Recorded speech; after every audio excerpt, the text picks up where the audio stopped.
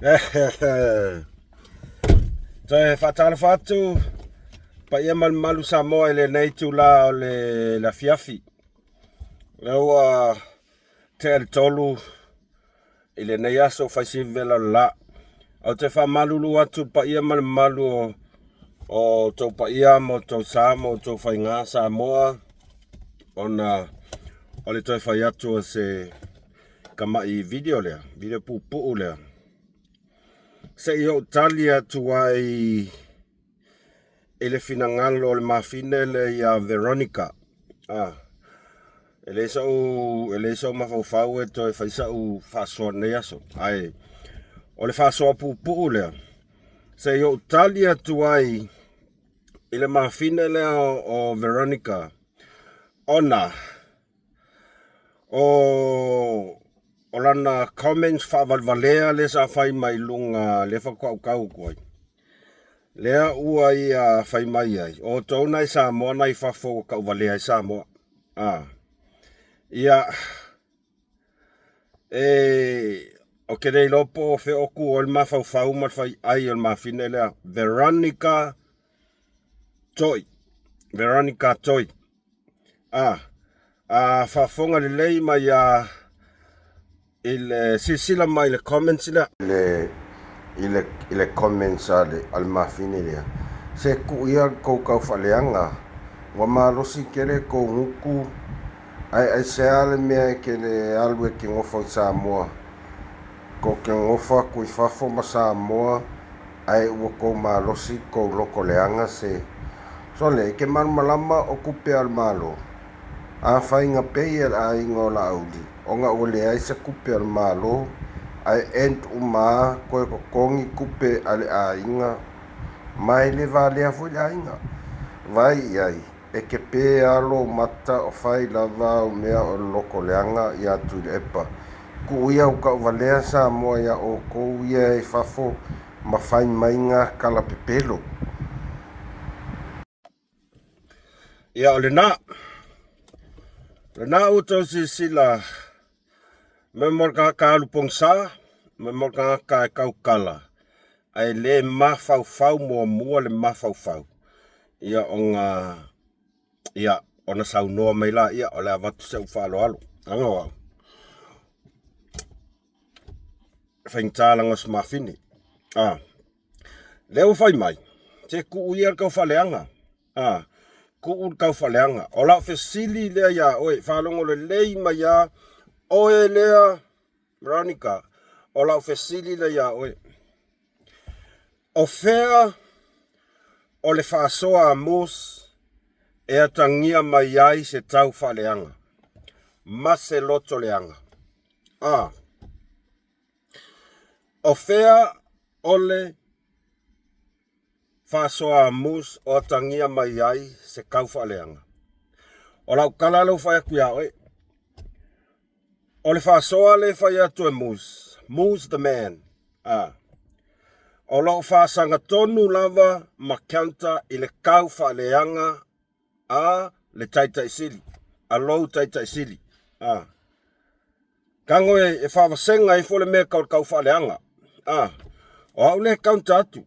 O au le counter atu. I le tau whaleanga wa mafia fia a lou taitai sili lea. E le ngata taitai sili o li mongi. Manisi o kanga ke langurango ai. Ne lopo mausa pau whalawa ia papastui pol meanga au. E le isa o mea maua. O lea e tautala atu au o la ua ia kakau. E whaalia kuai lo mangaku o au o tangata Samoa. O e maua mai. O e maua mai. Ia e mawhau lelei po ai ka piko sili ile lalo langi a koa le kau whaleanga. Ai mga ongi kango lau aku ia wha maongi ngā upu makala.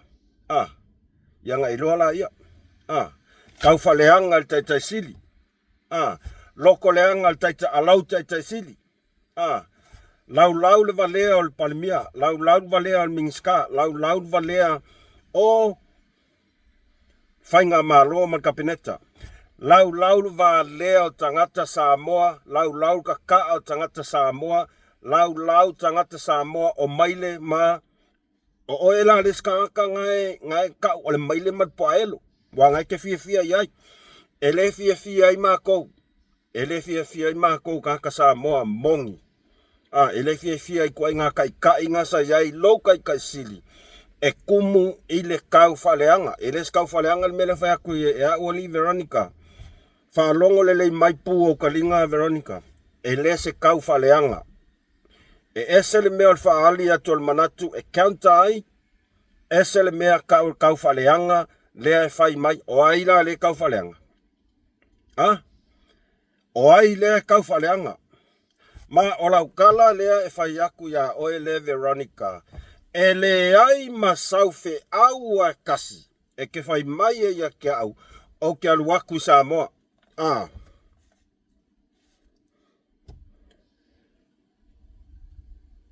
Ele ai masaufe au e kasi ya mako le langolango ingal fainga malo le kula mai mako kanka Samoa. Ele ai saufe au ya mako e fa manga mai lo nguku mauke waku ai i Samoa. E pule mako so se mea lava o lo papa au ma lala ai so se Samoa ile nei lalulangi. E ai langa ai ya tatau ile atina eina Samoa. O e malala mea ngali Veronica. Le ala o fa ya oe ele ai masaufe au se kasi. E ke le pule. E ke le pule ya au. E ke le pule i ka ngaka Samoa ia lalam papa au. Ai sea. A faio e ngofo Samoa. Ma fau pu au kalinga. Ile ke le o le feso soangi o ka ngaka Samoa ia lalai papa au. Le akinga ingot ka kungu. O le alau ke fai aku. O ma kou o sitiseni o le atunu o Samoa. E iai la mato wai a te tau. Awha pea o ngai ke kaua makau peupe i lau tai sili. Ma pungi le leile nguku. Ma pungi le leile nguku. Ai aue ke oso e lafi mai kua mau comments ngā fai mai o ma koe loko leanga. Oi a fia loko leanga. Oi a fia loko leanga. Ngai ke va ai a kua i le loko leanga ngai fai il tau tai sili. Loto leanga ngai fai e kangaka ngai ke langulangoi. Wa makua yali lunga o le lalolangi a koa le mea laiko kongu o le loko a lou tai sili. O eleska ka leka ua ia papa stui i tai sili. E umang ka o papa stui ka o tai sili. Ai longa nga mai maua se konge o lou o langa e ke ka ua i loka ma o papa o le tai sili. E saoa. O le mea kongu anga ua whape la ai le loko leanga, loko elea, loko parpala o le tau tai sili. Ai sea, ua koi lalo popo. E iei se whamaunginga. Yes, leo whawha. Whawha ngō whaiaku, ua ki ngā le loko o papa, ua loko leanga papa. Ai sea, whawha ngā pā le ngō. Ni kara whakula mea whaiaku eli se mea la le kau se loko leanga. E le ai masesi e fia loko leanga i lou tai sili Veronica. Le ai masesi e fia loko leanga i le tou tai sili. Awa o le tai le ngā ngau kou ka pua i ai. Mo kou le ka ua le atua ma le Yesu Keriso le tai sili. Awa kou wha langi papa stui o le tai sili. Kou le mama. Ke ofo kou le mama. Whea koi fōi. O lau kalanga le whea kia e Veronica. E le ai masesi o makou o le aule manga o lai a fia tanga i lau telo tangata Samoa. Awa o lau kalanga o mātou i Samoa le ngofo i fafo. Ua ka uvalea ai Samoa. Sei e ka ua mea se mea kasi. Ua ka uvalea Samoa ia makou i alalai fafo. Se e ka ua mea se mesekas.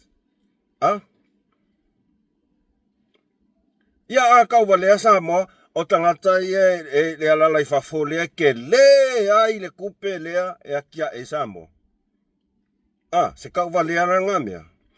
ua e loko leanga fo I oe, ma e loko ki ngā, ma e loko ele elea aisea.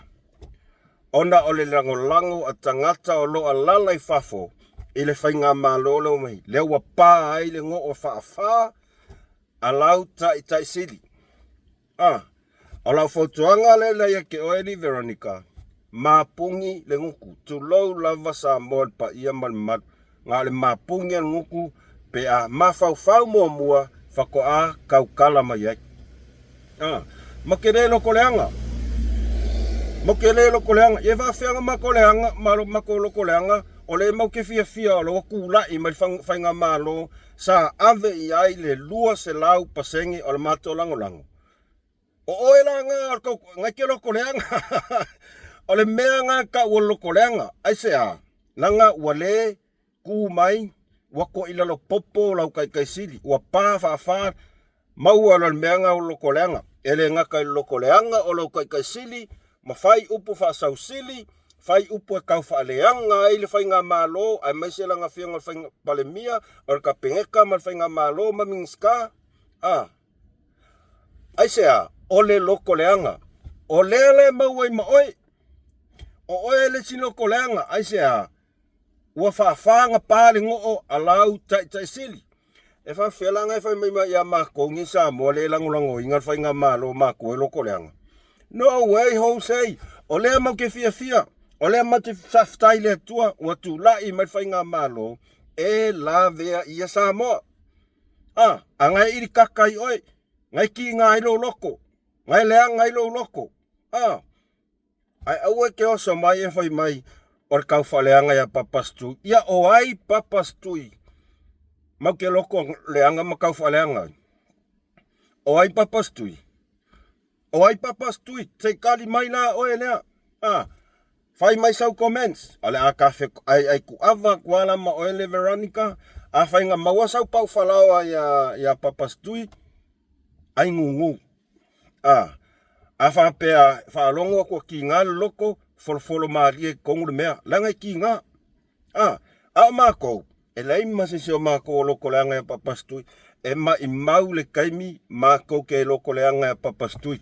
O lau mea le whai, o le whaasao aku, o le ma fau. Are kou kai siri lau whai mai, I le whainga malo.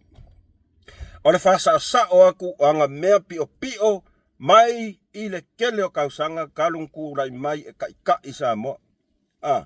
O e fia mo ka kasa ka I le kungu, a o palemia, e le lafo upu lau vavale. Ma whaalangilangi ai ka ngu o Samoa o maile, o pua o paelo, fia ai.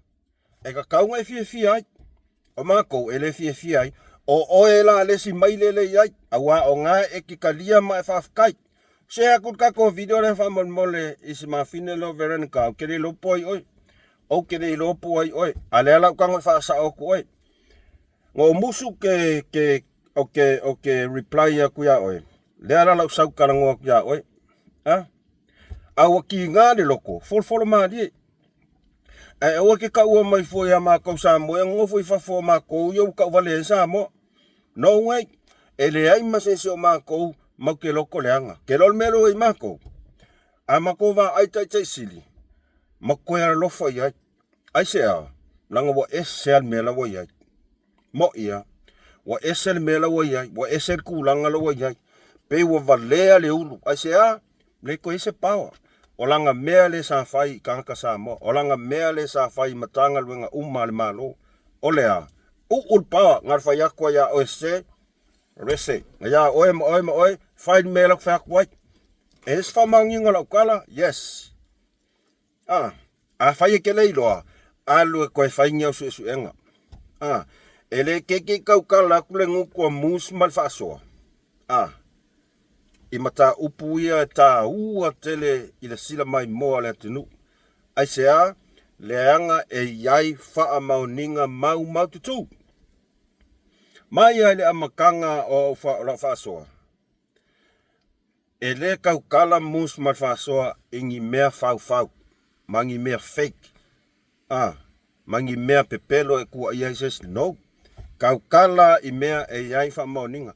ai au ke oso mai fai mai o ko ia sa mo le fafo loko le anga wa fo wa makanga skau vale sa mo si aula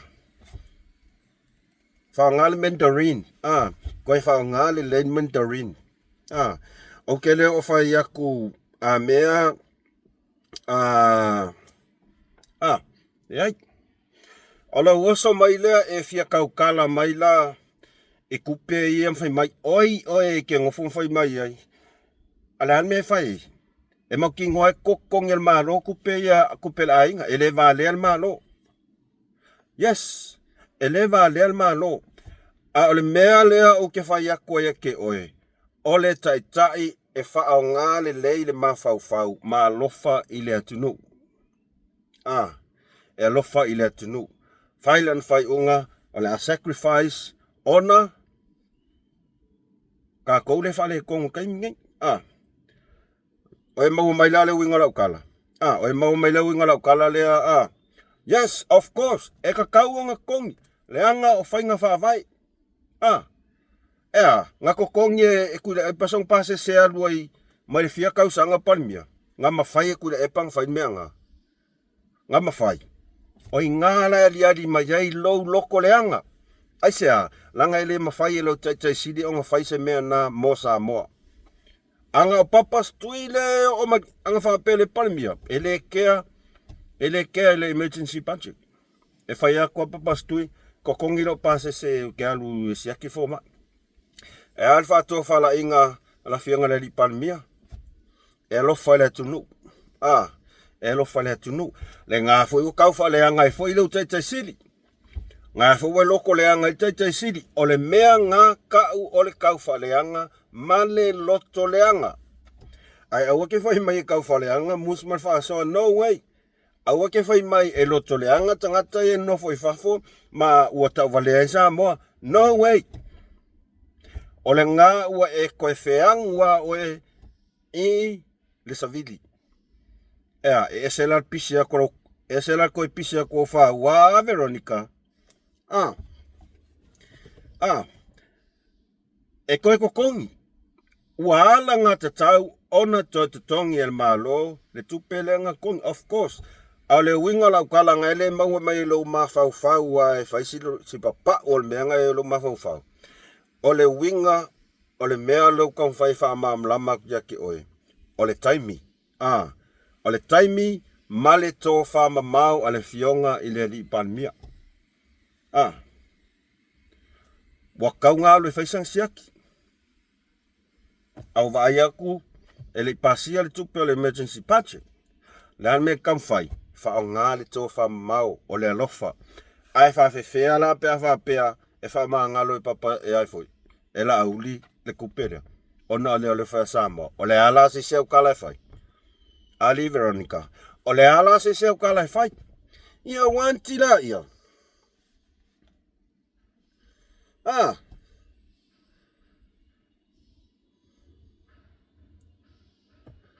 esa ala kala awa ke fai mai o mako ia fa foka vale ia isa mo no o ko male to tai sili ua ka vale ai sa mo la mafuanga e yes fa maunga ala le wa ingo umale ko ngu ile HRPP e yes fa maunga yes fa pa lengo o fa o ko fai mai o mako ia ngalango malo si fatu tu ile tu sa motas la me lo kupu mai sa wa ko fa su fa le lope umange ia petition sia wa kiri ai nga ki ngu ia pap ia tai sidi fa ko info me nga ngo fa ya ko ya o Veronica SS ya ele ska valeanga ma se lo koleanga me alu mo FFCD ila tai sidi se wa over kele lo koleanga ya la uli el malieto se ke va ai ko ingo kaka sa mo ya o ya sanga fai lo koleanga mo lo ka fa leanga lele ko nganga me kaka lango le HRPP e fiu tai sili e lau le pepelo e lau le ngaoi ale afionga le palmia e akili ai onga ingo kanka Samoa o la ufotuanga na ia o Veronica alu e fai i le tau vaenga fa ufai mal alu ngolango alu e fai i lau tai sili se au e koe loko leanga papa i ke vai mai au mako sofa mako yasi kalu o e asanga fai ya wala vaenga loko leanga sui alo ma fau koe makua kere o e koe inga fai mai ke poko anga ke fa valvalea o le meanga kaunga alu e fai o ke saulau mo e mako mku wa mo kau fa leanga man loko leanga no way e fa fianga mako loko leanga mako le malo ai sorry me koguanga o koe kangua o koe kau mai o le loto leangs o le kau fa leangs o le anga vanga o ko loko leanga kau fa leanga le fa fonga o mai langi ako o la melo ai ua makua iko akele kangaka ua liliu ma fau mai le tau tai sili ai se o le wala ko va ai aku ele ai se pao o la ko e mafai ai onga fo onga fai se fo fuanga i la ko kai sili e kai sili e lalo uma o ko e soli muliva kai sili Veronica ko ele ai masisi o ko ke kai sili ngale pa wal mele pole kai sili nga onga ia mo ia anga ko ke o mai vi mai o tuila epa o totolo te anga ia tuila epa esao o totolo le to anga ia tuila epa no ele o mako por ko kai sili nga lo ko le anga mai mako o nga lo ko le anga mai mako esa la mako de malo e fai o malo ai les kamai malo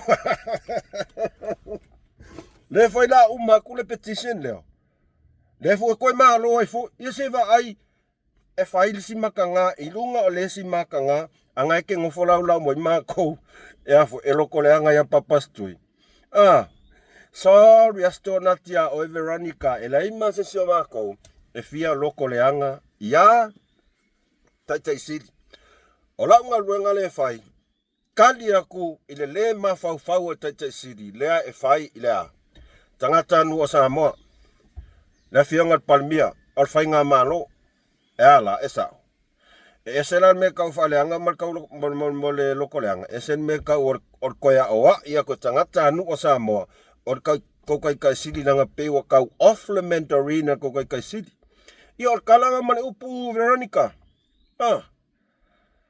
ai ele ai sau fe au ya matou mau ke aku Samoa no e pule ama ko tangata po fea lava se me po Amerika isala elu Alaska fea o fea se me o lo alala e so tangata Samoa e yai langa pule e yai langa ya Veronica e yai langa ya e faal yai la mato wa ya tau ai se langa overle ma fo tai sili mele wa yai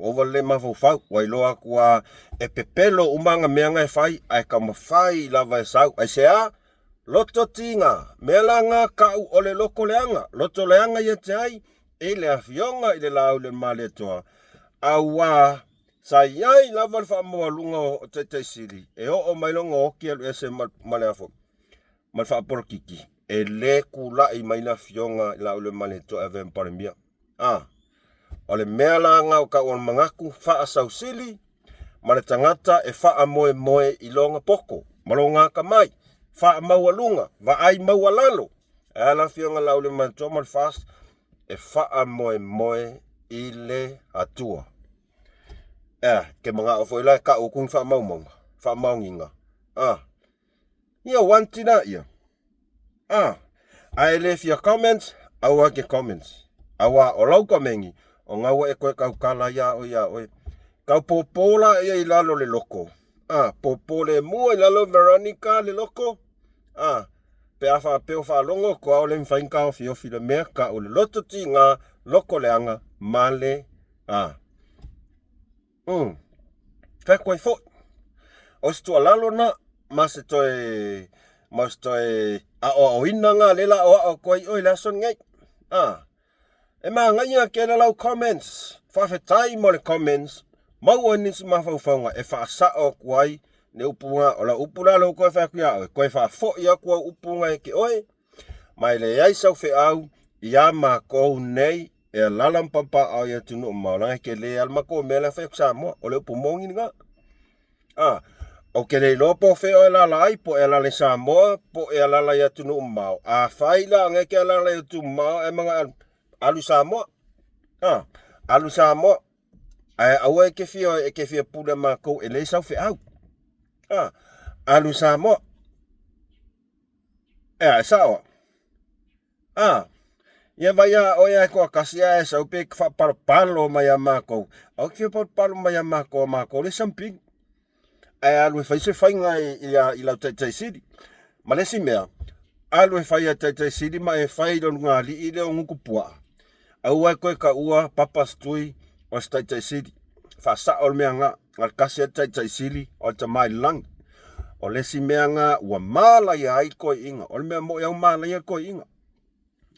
E sao. Ia, pau ngā se mea ngā mga oi whaasoa kuai le nei aso, sa mo ai, wha malulu watu, ai mai se lava pa anga le mus mal whaasoa. Ele whaingo kango e ku, ia le fo umalo fia o ngau whaasao kuai, mangui o whainga ngeire le se moe. Ai o tai au, ma nai am nei tatum ta upo le tato whaasoa ai tai au. E au ko whaalongo ngi news, e makau kia,